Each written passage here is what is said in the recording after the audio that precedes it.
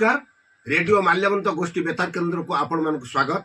आपण माने सुनी परचंती एफएम 89.6 मेगाहर्ट्ज जोगे यहाँ पुनः प्रसारण आपण देखि परिबे रेडियो माल्यवंत यूट्यूब रे।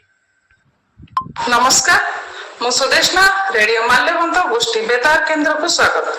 विकसित ओडिशा विजन 2036-47 दिगरे एक गुरुत्वपूर्ण पदक्षेप स्वरूप राज्य रे मॉडल विलेज मिशन एवं स्वाभिमान अंचलर विकास पाई चालुथिबा सेतु योजनार एक मिलित तथा उच्च स्तरीय समीक्षा बैठक अनुष्ठित होई जाई अछि।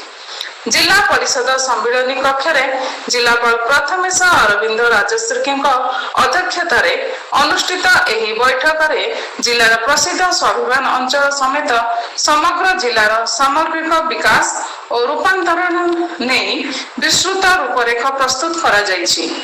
एही अवसर में मुख्य उन्नयन अधिकारी तथा निर्वाही अधिकारी Dasarathi Sarabu model village mission रूपायन संबंध में विस्तृत विवरणी प्रदान करथिले।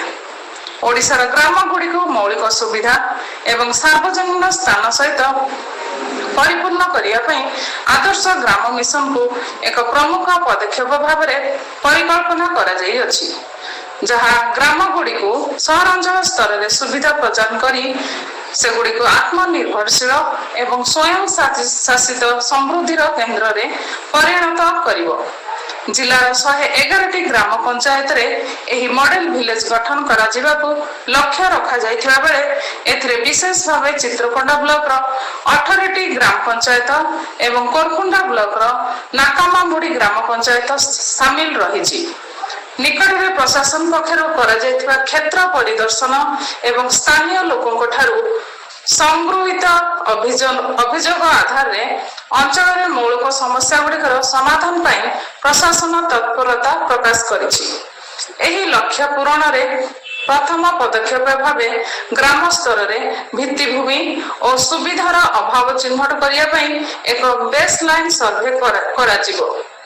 एथिपाई स्वास्थ्य और परिवार कल्याण विभाग, विद्यालय और गणशिक्षा विभाग, महिला और शिशु विकास विभाग, मत्स्य और पशु संपद विभाग एवं शक्ति विभाग भली समस्त अंशीदार विभाग सह परामर्श करी एक निर्धारित सर्वे फॉर्मेट समस्त विभाग को प्रदान कराइछि एवं आसंता 15 जून सुधा ए बेसलाइन सर्वे शेष करने को जिलापाल कड़ा निर्देश दैछन्ति।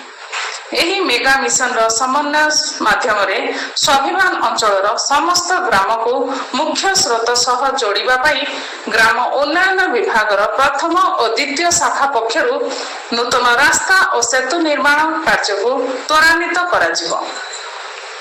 ओडिशा उठा जलसेचन निगम माध्यम रे चाषी जमी को पानी जोगाइबा सह स्थानीय विद्यालय गुड़िकरे अतिरिक्त श्रेणी गृह एवं प्रतिटी पड़ारे स्वच्छ पानीय जल जोगाण को प्रकल्प स्थापन कराजिबो। एहा बाद स्वाभिमान अंचल रे निरवच्छिन्न विद्युत सेवा जोगाइबा पई दक्षिण ओडिशा विद्युत वितरणी कंपनी पक्षरु विद्युत भित्तिभूमिर सुदृढ़ीकरण कार्य को आहुरी तेज कराजिबो।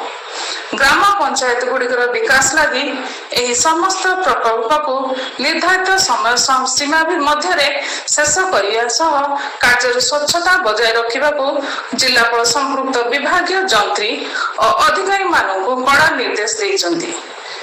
एही कार्यक्रम सुचारू रूपे कार्यान्वयन और निरीक्षण पाई राज्य जिला और ब्लॉक स्तरीय टास्क फोर्स कमिटी सक्रिय भावे कार्य करुथिबा बेले एही नूतन योजनाटी ग्रामीण ओडिशार सामग्रिक रूपांतरण घटाई ताहाकु नूतन उच्चतारे पहुंचाइबा बोली जिलापाल श्री राजश्री के एही अवसर में मत प्रकाश करछन्ति।